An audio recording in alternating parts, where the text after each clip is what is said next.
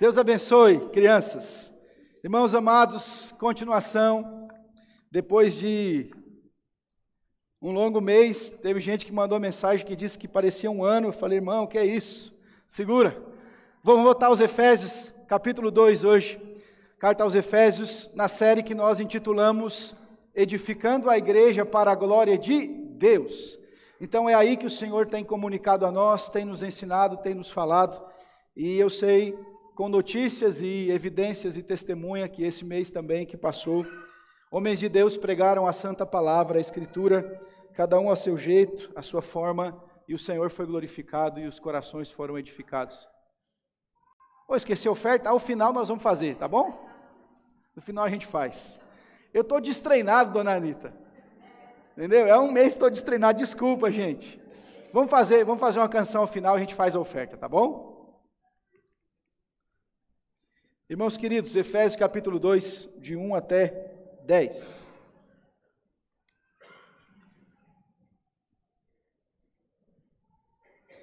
Nós finalizamos o primeiro capítulo, na jornada que tivemos antes desse tempo que eu estive ausente, e agora retornaremos no capítulo 2. E assim, querendo Deus, irmãos, vamos até o final, até o capítulo 6. Ok? Acharam, irmãos? Pode baixar um pouquinho o retorno, Gabriel, agora ficou alto. Diz assim: Ele vos deu vida, estando vós mortos nos vossos delitos e pecados, nos quais andaste outrora segundo o curso deste mundo, segundo o príncipe da potestade do ar, do espírito que agora atua nos filhos da desobediência, entre os quais também todos nós andamos outrora, segundo as inclinações da nossa carne, fazendo a vontade da carne e dos pensamentos, e éramos por natureza filhos da ira, como também os demais. Mas Deus, sendo rico em misericórdia, por causa do grande amor com que nos amou, e estando nós mortos em nossos delitos, nos deu vida, juntamente com Cristo, pela graça sois salvos. E juntamente com Ele nos ressuscitou e nos fez assentar nos lugares celestiais em Cristo Jesus, para mostrar nos séculos vindouros a suprema riqueza da sua graça, em bondade para conosco em Cristo Jesus. Porque pela graça sois salvos mediante a fé, e isto não vem de vós, é dom de Deus, não de obras para que ninguém se glorie, pois somos feitura dele, criados em Cristo Jesus para boas obras, os quais Deus de antemão preparou para que andássemos nelas. Vamos orar mais uma vez? Pai Santo, é a Tua palavra bendita, que privilégio, que alegria poder lê-la, escutá-la, estudá-la. Obrigado porque ainda temos esta liberdade concedida em nosso país, de abrir a Tua palavra, de livremente pregá-la, e o Senhor é bom. Mas, ó Paizinho, nós confessamos que temos dificuldade, somos nulos na compreensão, se não trouxeres a nós o entendimento. Os nossos olhos estão fechados, se o Senhor não os abrir, bem como os nossos ouvidos, e por vezes o nosso coração não guarda o que deveria. Então traga esse entendimento, abençoa cada um que está aqui, que se cale toda a voz do nosso coração, as inquietações que permeiam nossa alma, e tão somente o Senhor fale, e o Senhor, sobretudo, seja glorificado. Alimenta a Tua igreja, rebanho de Teu pastoreio, porque o Senhor é o bom pastor. O bom pastor provê alimento, provê pastagem tranquila, provê águas límpidas para o povo, e assim cremos, Pai, em nome de Jesus. Amém. Eu disse ao longo do início da minha jornada, aqui em Efésios, que a conta Microsoft precisa corrigir alguma coisa aí. Mas vamos voltar. Eu disse ao longo da jornada de Efésios que Efésios é um baú do tesouro aberto diante de nós. São verdades que o apóstolo Paulo, numa pequena carta, traz à tona, a leme, e diz ao povo de Deus que eles precisavam ouvir. E numa das minhas pregações, reiterei várias vezes algo que começo dizendo: você é muito mais abençoado do que presume ser. Você é muito mais abençoado do que de fato percebe. Você é muito mais abastado do que de fato compreende. E o apóstolo Paulo agora, depois de dizer das ricas bênçãos que nós temos em Cristo Jesus, de orar pela igreja, mais uma vez faz um apanhado para falar sobre uma obra que só Deus pode fazer. Só o Senhor pode trazer da morte para a vida. Geralmente nós falamos num dito popular o seguinte: meu amigo, se dá jeito para tudo. Geralmente pessoas idosas, mais sábias, quando um jovem tem um problema, ele diz assim: calma jovem, se dá jeito para tudo, só não se dá jeito para a morte. Mas agora o apóstolo Paulo está apresentando diante dos nossos olhos alguém que deu jeito para a morte. E não somente a morte física, mas alguém que deu jeito para uma morte muito, incomparavelmente pior, o que a Bíblia chama de morte espiritual. Por isso eu intitulei aqui, e o povo tirou daqui, tirados da morte para a vida. Deus tira o seu povo da sepultura e o põe assentado em um trono. E esta obra é uma obra soberana da graça bendita de Deus. Se alguém perguntar para você, você já viu uma ressurreição diante dos teus olhos?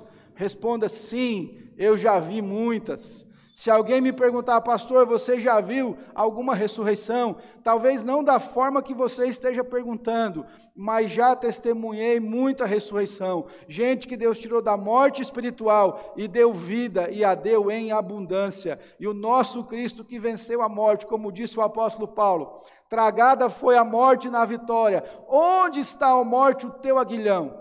Esse é o Deus que nos traz a vida. E este é o Deus que o apóstolo Paulo lembra ao povo e àquela igreja.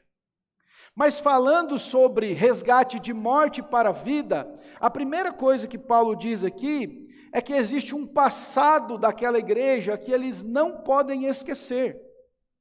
É passado para aqueles que estão no Senhor, mas infelizmente é presente para aqueles que estão distantes do Senhor. Olha o que ele diz comigo, por favor, irmãos, vejam no versículo 1, vamos juntos ler. Ele vos deu...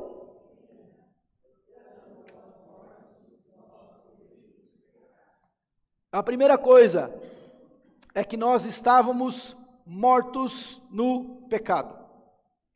Tudo o que você souber de pecado, ouvir acerca do pecado, perceber acerca do pecado, saiba que ele trará morte. O apóstolo Paulo diz em Romanos capítulo 6, versículo 23, o seguinte: o salário do pecado é o que, irmãos? A morte. Algumas versões trazem a paga. E quero dizer para você, o pecado não atrasa pagamento. Aquele que vive no pecado está semeando para a morte. Mas graças a Deus que o versículo não acaba aí. Diz assim: porque o salário do pecado é a morte, mas o dom gratuito de Deus é a vida eterna em Cristo Jesus, nosso Senhor. Aleluia. Mas o texto está dizendo que nós estávamos mortos em delitos e pecados. E é isso que o pecado faz. Tem gente que pelo senso comum imagina que alguém que está longe de Deus, a pessoa está simplesmente desorientada. Ela pode estar desorientada. Alguns imaginam que alguém que está longe de Deus simplesmente ainda não encontrou o caminho. É bem verdade que ainda não encontrou o caminho, mas a Bíblia que nós estamos lendo e você está vendo com seus olhos, está dizendo que o homem sem Deus não está em outra condição a não ser de morto espiritualmente. Não é nem moribundo, não é nem numa UTI espiritual, ele está sem vida. E um morto não tem vontade própria. O morto não tem fome, não tem sede, não tem desejo. O homem sem Deus não percebe, mas ele está numa sepultura espiritual. Por isso que Jesus diz: aquele que crê em mim, ainda que morto, viverá. E o pessoal diz: como que isso é possível? Porque ele não está falando de morte física. Aqueles que estão em Cristo, ainda que morram fisicamente, ressurgirão em vida eternamente nele. E o texto diz que o pecado mata. O pecado traz morte, tudo que há pecado traz problema, sofrimento, dor, que redunda em morte. Veja no versículo 2, irmãos. Primeira coisa, aqui neste ponto, mortos no pecado era o nosso passado. E a primeira coisa que destaco aqui é que a morte era o nosso estado espiritual. Repita comigo, a morte era o nosso estado espiritual. Mas uma segunda coisa aqui nesse ponto ainda, é que a desobediência, vai comigo, a desobediência era a nossa conduta. Veja no versículo 2, nos quais andastes outrora, segundo o curso deste mundo, segundo o príncipe da potestade do ar, do espírito que agora atua nos filhos da onde? Da desobediência. O que ele está dizendo? Quem é morto espiritualmente está longe de Deus, vive com o GPS ligado, e quem calibra o GPS é o próprio inimigo das nossas almas. Vocês andavam de acordo com o curso deste mundo, igualzinho os filhos da desobediência. E olha o que o texto está dizendo para nós aqui. Ele está usando uma outra nomenclatura para falar do inimigo, mas ele diz, segundo o príncipe da potestade do ar. O apóstolo Paulo vai dizer em outro texto que o príncipe deste século, e século você pode traduzir como mundo, cegou o entendimento das pessoas. Quem é, irmãos? O próprio diabo. Que Jesus vai dizer que é enganador desde o princípio. E quem está longe de Deus, quem ajusta o seu GPS e põe a rota lá, é o próprio inimigo. Desobediência era só o que nós fazíamos. Um homem sem Deus, ele pode não perceber, ele diz assim, mas eu não mato, não roubo, trabalho, pago as minhas contas. Mas os seus atos, o seu coração, longe do Senhor, é uma ofensa a Deus, está em desobediência diante dele. A terceira coisa nesse ponto, no versículo 3, ele diz assim, entre os quais também todos nós, olha só, não tinha ninguém que escapava, porque em Romanos 3, Paulo vai dizer que não há um justo sequer, não há quem busque a Deus, todos pecaram. Então no versículo 3 ele diz, entre os quais também todos nós andamos outrora, segundo as inclinações da nossa carne, fazendo a vontade da carne e dos pensamentos, e éramos por natureza filhos da ira, como também os demais. A morte era o nosso estado espiritual, a desobediência era a nossa conduta, e fazer a vontade da carne é a nossa sentença. Era a nossa sentença. A Bíblia diz, irmãos queridos, que quem anda na carne não pode, com a sua vida, louvar a Deus. Gálatas 5 vai dizer, se você alimenta a carne, não anda no Espírito. Se você anda no Espírito, não satisfaz a vontade da carne. Que carne é essa? É o churrasco de domingo? Não, irmãos, essa aí está liberada, como o Dr. Marcos falou ontem aqui. Carne, irmãos, é a natureza pecaminosa dentro de nós, que se inclina a fazer o que é mal, que dita as regras, que leva a gente para longe de Deus. E isso você consegue atestar saindo daqui, olhando à sua volta. As pessoas vivem como animais, a sua própria sorte, fazendo toda a sorte de imundícia do seu próprio coração, se afastando de Deus, odiando uns aos outros, guerreando contra os outros, brigando uns com os outros, buscando o seu próprio prazer, o seu próprio coração, fazendo a vontade da sua carne. E a carne, irmãos, é apetitosa, ela quer mais, mais, mais e mais. Só Jesus Cristo para romper com isso. Não perca Efésios de vista, é só você voltar um pouquinho comigo, por favor, aos Gálatas. Volte um pouquinho lá. Não perca Efésios 2. E você vai ver, no versículo 16, a partir do 16.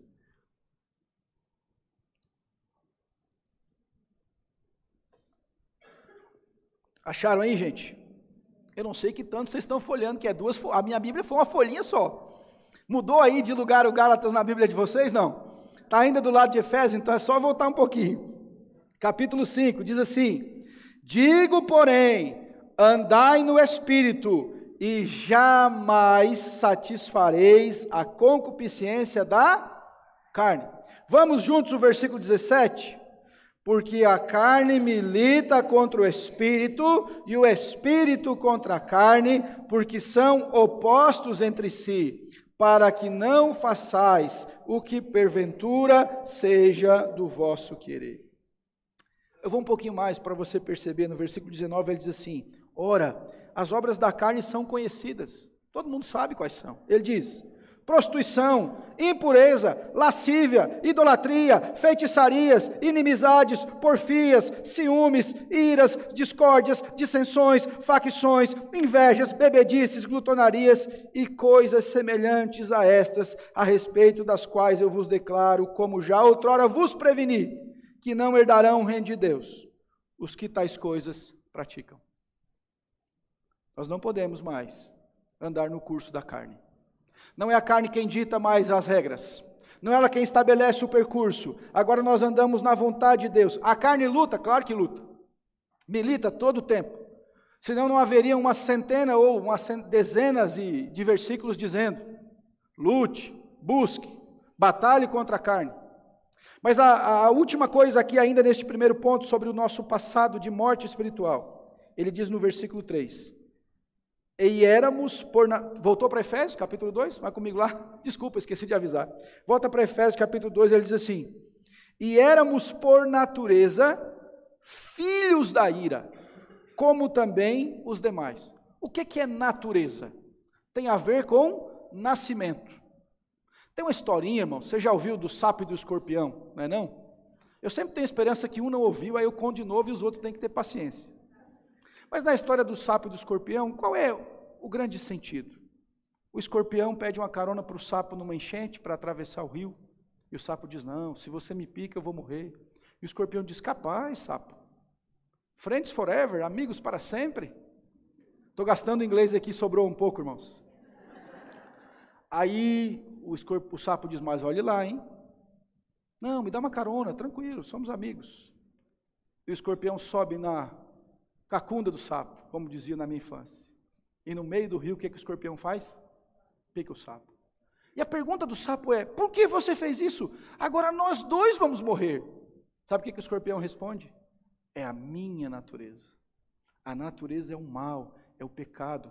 Nascemos, irmãos, filhos da ira, rebeldes contra Deus.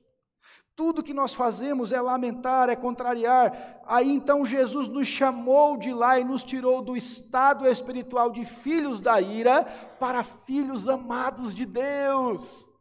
Quando Deus nos olhava sem Jesus, nós estávamos debaixo de uma ira eterna, mas agora em Cristo Ele já vê as obras de Jesus, o mérito dele, já não somos mais filhos da ira, mas filhos do amor de Deus.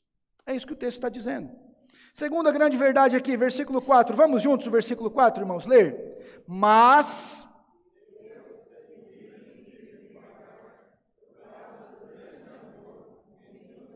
Versículo 5, juntos.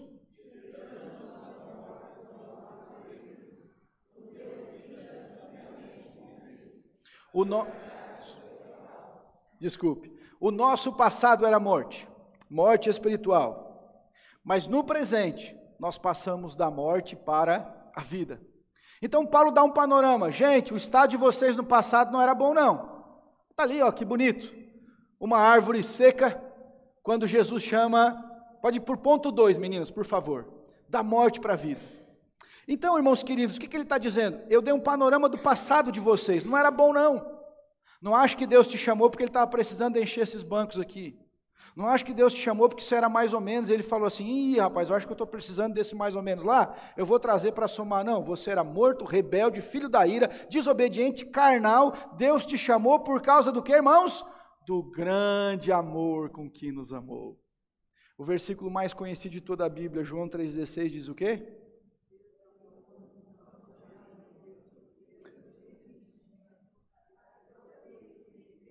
Vamos fazer uníssono assim.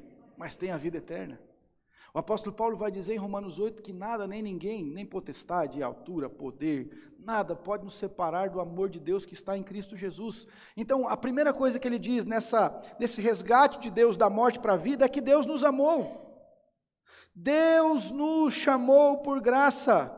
Deus nos chamou por misericórdia. Deus nos amou com amor incomparável. Eu não conheço a sua história de vida, mas se você é um ser humano de carne e osso, você provavelmente já se deparou com falta de amor. Aliás, Jesus alertou a gente que o amor de muitos ia se esfriar nos últimos dias. Você já sofreu com falta de amor, talvez da sua família, dos seus queridos, talvez de pessoas à sua volta, mas deixa eu te dizer sobre um amor que nunca falha, incomparável. É o amor de Deus manifesto em Cristo Jesus, que nos amou de uma forma que não conseguimos nem descrever, apenas receber. Não dá para imaginar um Deus de toda glória, majestade e poder enviar o único Filho dele para morrer em nosso lugar, senão amor. Tinha uma canção antiga, no passado uma bela canção que dizia: se isto não for amor, o oceano secou. Não há estrelas dos céus, as andorinhas não cantam mais. Porque este é um amor incomparável de Deus em nosso favor. Paulo diz: não foi por vocês, não foi por mérito, não foi por obra, por causa de um grande, incomparável amor. Ele continua dizendo, além de Deus nos amar, ele diz que Deus nos ressuscitou. Versículo 5, e estando nós mortos em nosso delito, ele fez o que, irmãos? Nos deu vida, juntamente com Cristo. Veja, irmãos, nós estamos em Jesus e nós recebemos a vida de Jesus, e de uma forma simbólica e espiritual, todo crente morre e ressurge com Jesus. Eu estava morto e agora revivi. É interessante porque quando o filho pródigo volta para casa na parábola, lembra bem, uma parábola, tem muita gente pregando por aí como uma história, né? Esses dias um pastor falou que Deus revelou para ele que o filho pródigo, que quem evangelizou o filho pródigo foram os porcos. Negócio meio absurdo, se aquilo é uma parábola, nem é um relato, uma narrativa. Mas na parábola, olha que interessante, diz o texto que quando o filho mais velho está bravo, fala assim, esse filho aí voltou, gastador, o pai diz assim, ó, o seu irmão que estava perdido foi achado, que estava morto, reviveu. Nós estávamos mortos espiritualmente, irmãos, perdidos à própria sorte, caminhando a passos largos para a perdição e condenação eterna, mas um dia, com um grande amor que nos amou, Deus nos tirou de lá e nos deu vida nele, louvado seja o nome do Senhor. Isso é motivo para você se alegrar. Talvez não deu certo o seu plano na semana, talvez você não conseguiu resolver tudo que gostaria, mas é um motivo para encher o seu coração de alegria. Eu fui ressuscitado com Cristo, louvado seja o nome do Senhor. Amém, meus irmãos? Você recebeu vida nele. E o versículo 6, olha o que diz, Deus é tão bom, que além de tirar a gente da sepultura, Ele dá mais coisas. E no versículo 6, veja o contraste aqui, e juntamente com Ele, quem é Ele? Jesus, Deus e Cristo. Ele vai dizer, nos ressuscitou e nos fez assentar nos lugares celestiais em Cristo Jesus. Olha só, no primeiro versículo, a gente estava na cova. No primeiro versículo, nós estávamos na sepultura, mas agora no versículo 6, ele tirou a gente da sepultura e colocou-nos a sentar em lugares celestiais. Talvez você não perceba, esteja numa poltrona comum dessa igreja, mas o que ele está dizendo é que Deus nos colocou em um status espiritual em regiões celestiais. Filhos da ira embaixo, inclinados à carne abaixo, Deus nos elevou ao status de seus filhos, assentado em lugares celestiais. Irmãos queridos, a gente agradece a Deus só por ter um lugarzinho no céu, mas Deus é tão bom que nos dá outras coisas que jamais merecemos. Eu me lembrei de uma história que li certa vez, de um irmão muito humilde na igreja, e um dia um pastor testemunhando, ele falou assim, a última cadeirinha do céu, aquela na mesa de Jesus lá que for a última, vai ser a minha. E aquele irmão muito humilde lá no fundo da igreja gritou, pastor, mas aí o senhor tirou o meu lugar. Porque ele entendia no seu coração, de sua forma tão simples, que o último lugarzinho era dele, porque Jesus é tão bom e ele não merecia nada. E o que o texto está dizendo, Deus não apenas nos deu bênçãos, nos ressuscitou, nos deu graça, salvação, mas Ele nos colocou a sentar em lugares celestiais. Essa é a nossa identidade em Cristo. Imagina, irmãos, a fúria do inimigo contra a igreja de Deus. Ele caiu dos céus e Deus colocou a igreja lá. Ele foi derribado da presença de Deus, e Deus pegou pecadores como nós por sua graça, pelo mérito de Cristo, e colocou nas regiões celestiais. Louvado seja Deus. Dá para dar um glória a Deus aí, irmãos? Aleluia, o Senhor nos salvou, louvado seja. Ainda continuando, irmãos queridos, ele diz que Deus nos guardou. E olha só, versículo 7 comigo. Para mostrar nos séculos vindouros, é no que vai vir depois, a suprema riqueza da sua graça, em bondade para conosco, em Cristo Jesus. Vamos no versículo 8 todos juntos? Vamos lá? Porque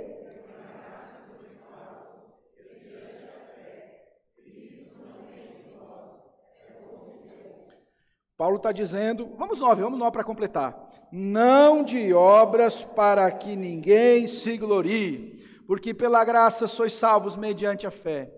Isso não vem de vós, é um dom de Deus. O que ele está dizendo? Deus resgatou-nos, mas Deus nos garantiu a salvação por sua graça e misericórdia. O texto está dizendo, irmãos queridos, que não há nenhum mérito em nós.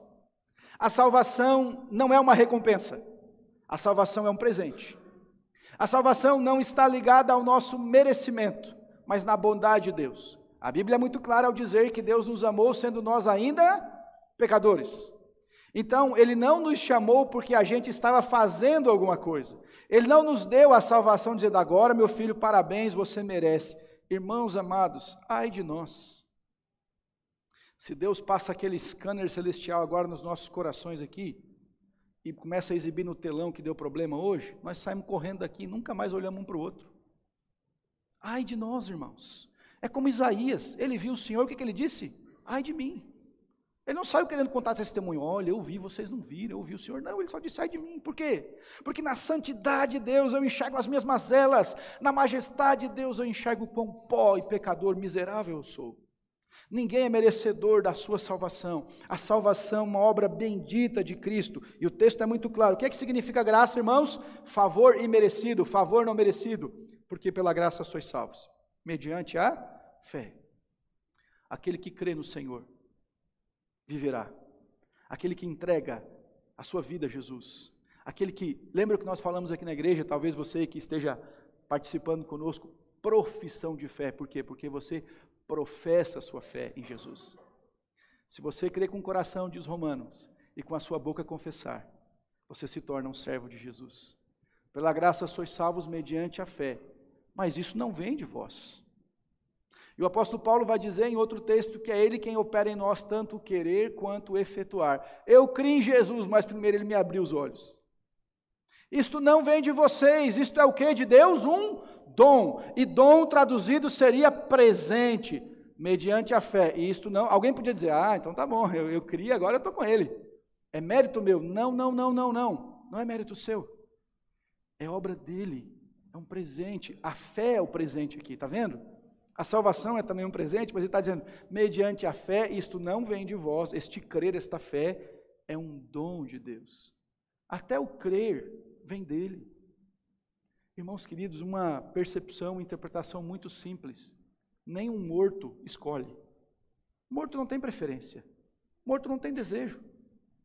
Ele está dizendo que nós estávamos mortos. E só ao passo que Jesus nos dá vida, é que então percebemos esse desejar e este querer. E no versículo 9, ele deixa uma ênfase muito clara.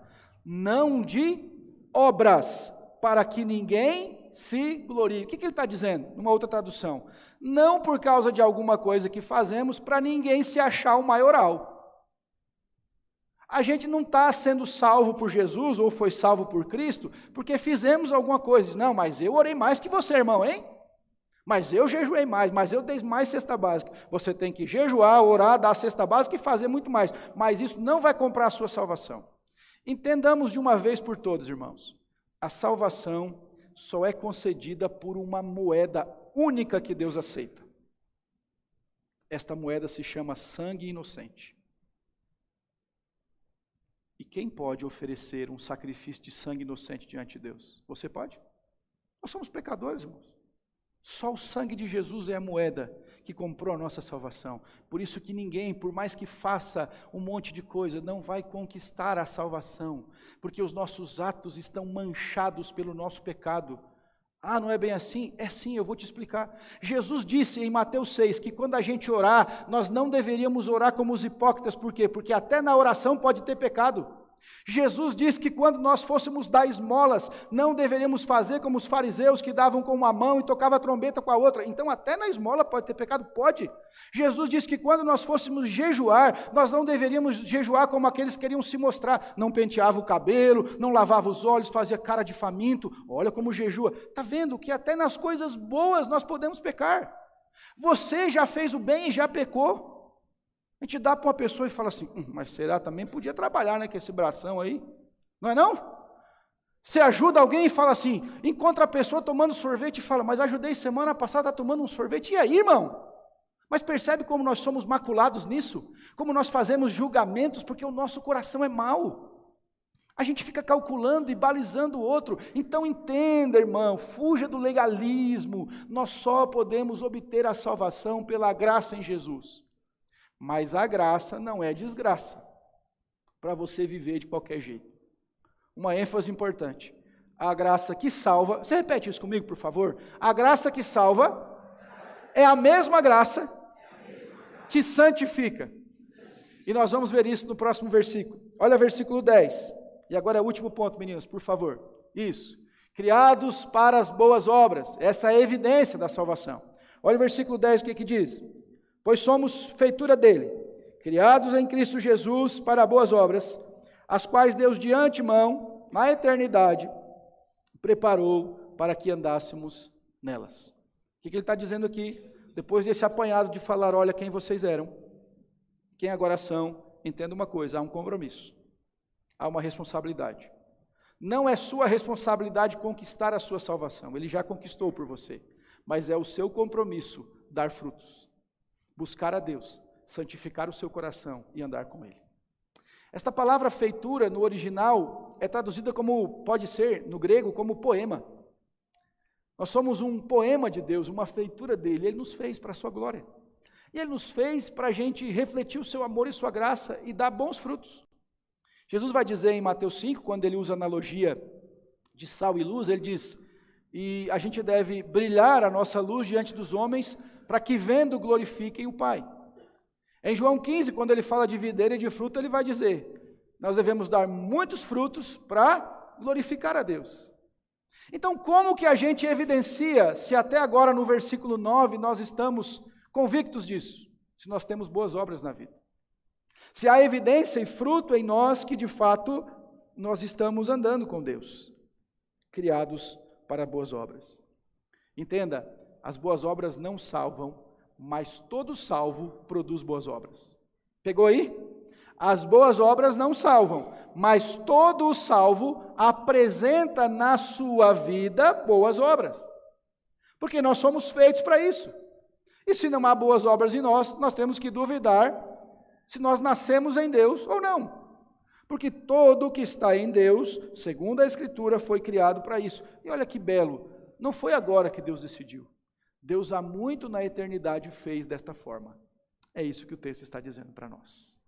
Vamos revisar aqui? Dá para botar o primeiro ponto, meninos, por favor? Estou encerrando, gente. O primeiro. Isso aí. Da morte para a vida, a obra graciosa de Deus em nossa salvação. Primeira coisa, verdade que nós vimos aqui. Pode passar, Amaro, por favor. Da morte para a vida é o nosso presente. Segundo, mortos no pecado era o nosso passado, inverteu aqui, né? Mortos no pecado era o nosso passado, da morte para a vida é o nosso presente. E por último, nós fomos criados para boas obras como uma evidência da salvação de Deus em nós. Amém? Vamos ficar de pé para orar, meus irmãos? Agradecendo o Senhor, e eu quero lembrá-lo algumas coisas importantes aqui, antes de orarmos. Veja no seu coração se você já rompeu com o curso deste mundo. Se você já rompeu com a carnalidade que cerca a gente tão ferozmente.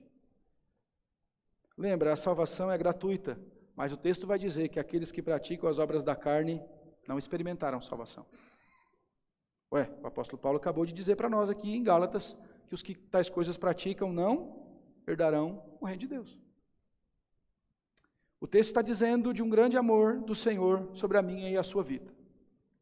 O texto não está falando sobre outra coisa a não confessar e confiar a nossa vida a Jesus Cristo, Redentor nosso.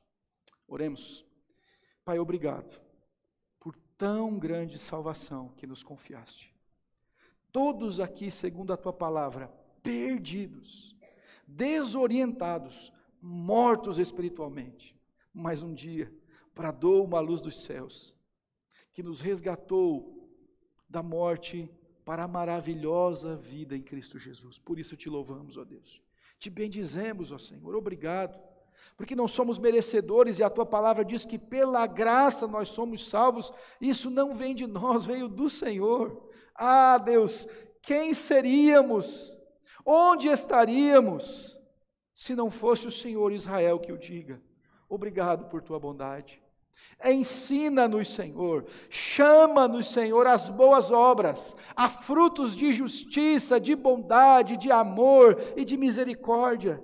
Se a tua igreja não fizer, quem o fará, Senhor? Levanta-nos para que sejamos uma igreja frutífera, uma igreja conhecida nesta cidade por suas boas obras, por atos de amor e de misericórdia, em favor daqueles que o Senhor nos chamou a fazer. Deus, se há alguém aqui que ainda não experimentou da genuína salvação em Ti, abra este coração.